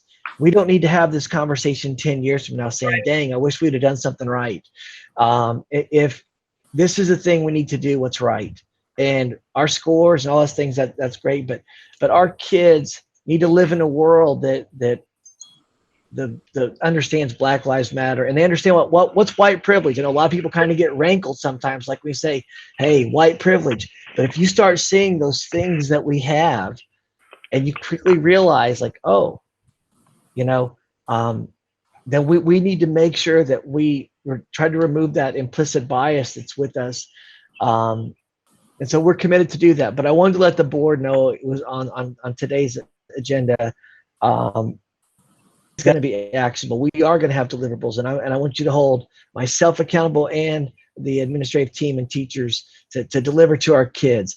I would also say we need teachers of color. Yep. We have one right now. He's at the high school. This before COVID-19, we were going to MSD Wayne for a diversity fair, but it may mean that we may have to go to some of the historical Black communities. I talked to Andy from Daily Journal today, and he said that that's a conversation in the community. Listen, if that's what we need to do, to say, please come join us, please lead us, then we need to commit to doing that. So those are going to be some action steps along the way. But I just want to thank the board ahead of time that you're open and you're willing for us to go down this path to make it a brighter day for our kids of all colors, but especially the Black lives, as we're talking about right now.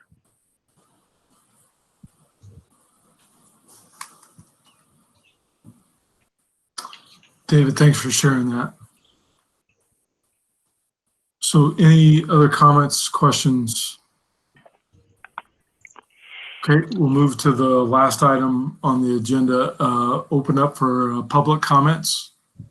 If you would, and I'd like to thank everyone that is joined this evening. We have 30 participants on the chat session here this evening. That's more than we get in the typical board meeting. So thanks for taking the time and staying with us here tonight.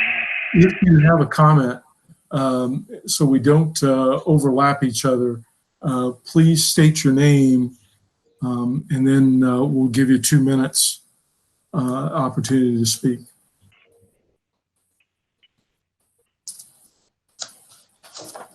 Laura Alexander. Thank you, Laura. Go ahead.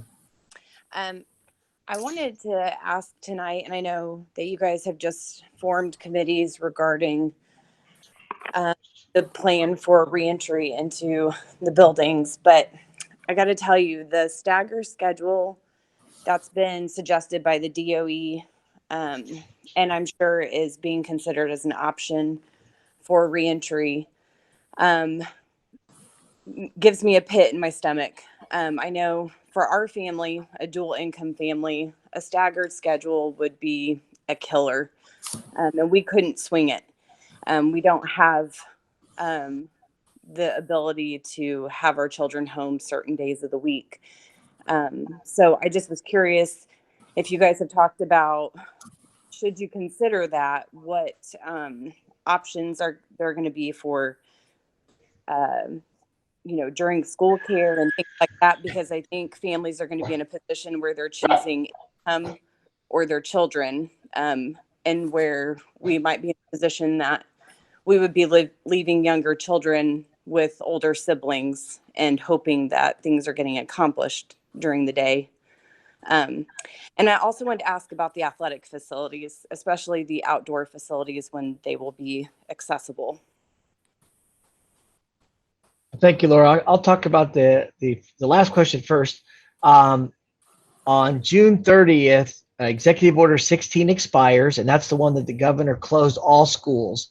And right now, that's what we have to go to, is June 30th by executive order.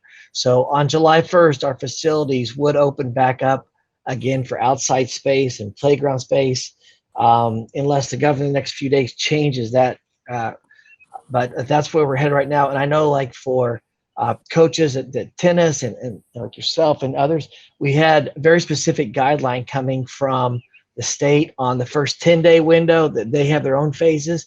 And one thing the state did do is cancel moratorium week, which is something that's usually that first week. So we're looking at facilities going back into play on July 1st. Regarding the staggered start, I think that's been a common accord, Laura, that I'll tell you I've heard from both family. Also, I will tell you we met with the local General Assembly members, Representative Young, as well as Senator Walker and a few other senators, and they stressed how important it was that not only do we need to go back to school to grow and learn, but we need to go back to school to give moms and dads an opportunity to help and move forward with economic structures. So we're clearly trying to do that. And our goal is to get everybody back in that. So I do appreciate your voice on that. And I would also just throw out, if you'd like to be a part of the committee or something like that, if you'll just shoot me an email, we'd love to have your voice on that as well. Absolutely. I would love that. Thanks. You.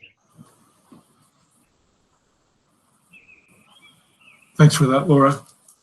Anyone else? I do. My name is Jason Scott, parent of 4 kids in the school system. I'm the same situation with the staggered or even the AB, where one group of kids go one day and then another group of kids go the second day. Unless something major happens, the parents just won't have that ability, nor does Franklin really have the daycare infrastructure to deal with that would allow parents to still work, especially teenage kids.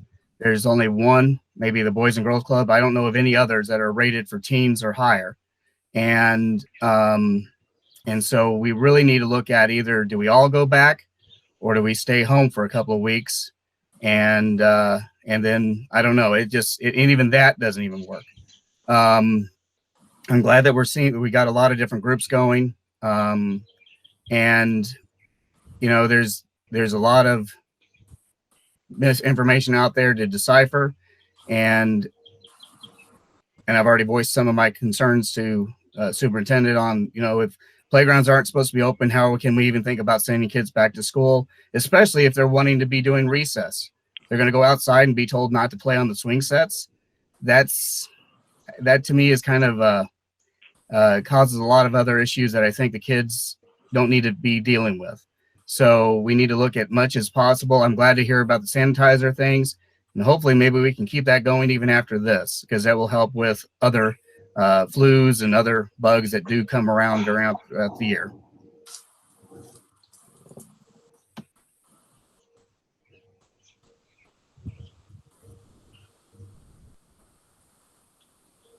Jason, thanks for those comments. Do we have anybody else?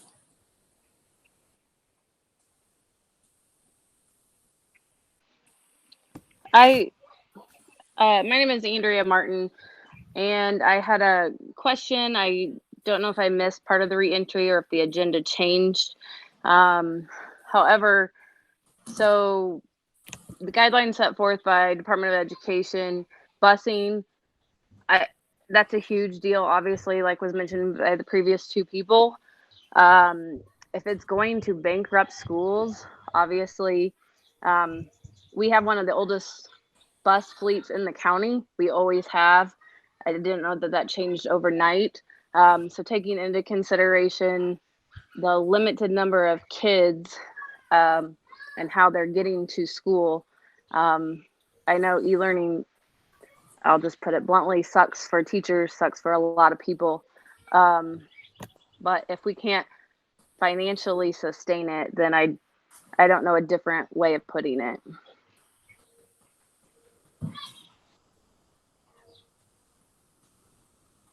So Andrea, the budget, the cost overall on how we support this is really critical to the board.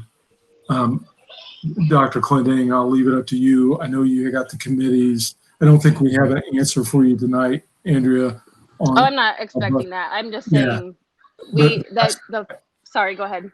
I just gonna say absolutely. You know, is the recommendations? Do we run multiple schedules?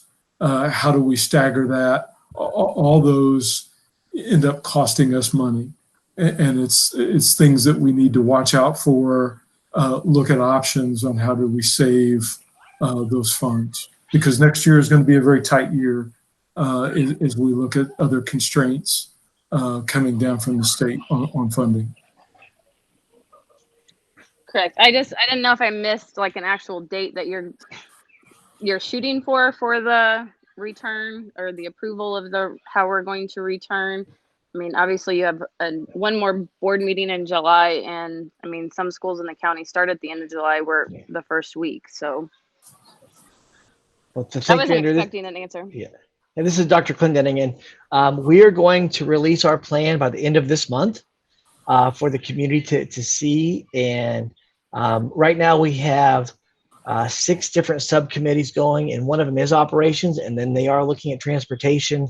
And specifically, there's a subcommittee off of that with Mr. Dickinson and Mr. Sewell looking at the variety of options. So you articulate well that transportation is going to be one of those issues that we have to figure out how to address to get kids to school on time.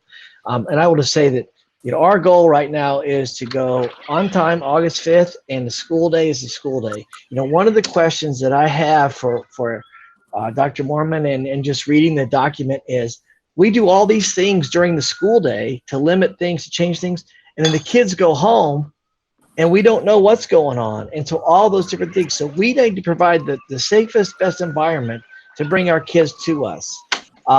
So I do appreciate that, the question about transportation, and we will have that out by the end of this month. Thank you.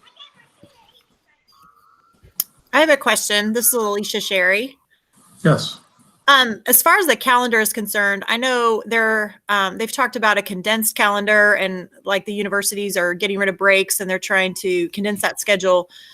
If we start on time, awesome. Are we looking at condensing our calendar or getting rid of breaks to try to make sure that we like plan for maybe the flu season or at-home learning? Are we thinking about changing the calendar at all? Or would it just? Yeah, everything is possible, but right now I think our calendar is set. Okay. I don't know that we are looking to that. Dr. Worland has a subcommittee on it that's getting ready to meet. Dr. Worland, do you want to comment to that? Yes, thank you for the question, Alicia.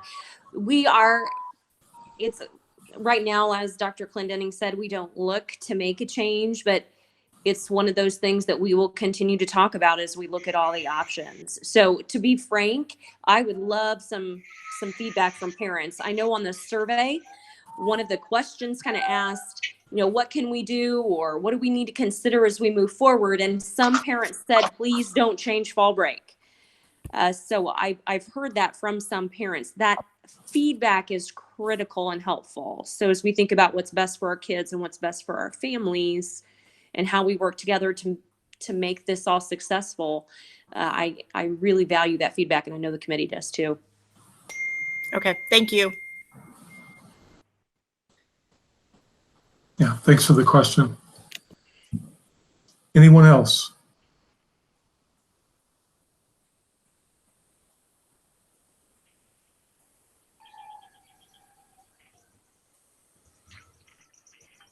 Mr. Lamb, this is Dr. Clendening. I do have one more thing I forgot about the administrative comments. Regarding July's board meeting, we need to kind of look to see, normally it's a very short meeting. This year, I will tell you, it's not going to be a very short meeting, I think, with the COVID-19 and make sure we're articulating what's going on. So we also need, so that's one thing. We're going to meet in person, do one more virtual. I also need to have an executive session with the board. You know, and there with regard to a lawsuit, and also in looking at, you know, helping understand the contract language with regard to COVID-19 and some of those things. So I just needed to check to see, do we want to meet in person in July, or do one more virtual and then look for executive session virtual? I'd vote virtual one more time. I'm good either way. Either one's fine.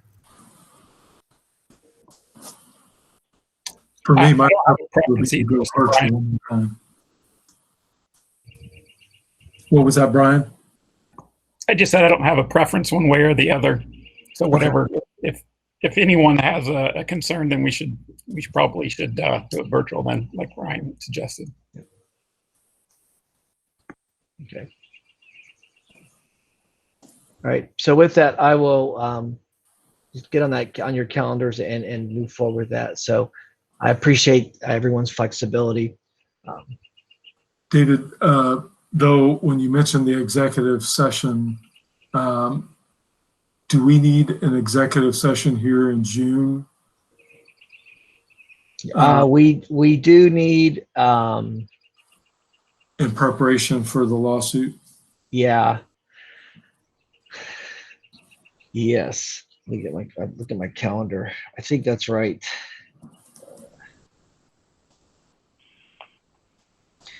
Yes, we would, because yeah, we would need to meet at the end of the month if that's possible. And we could do that virtual as well. Okay. All right, So, I'll get that date. Is there? I'll have Natalie do a quick check-in with you all tomorrow to look at your calendars and get that set. great, thank you. Thank you.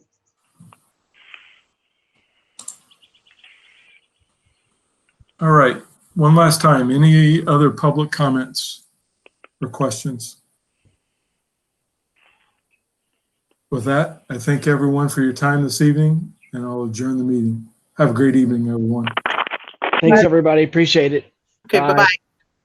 Good night.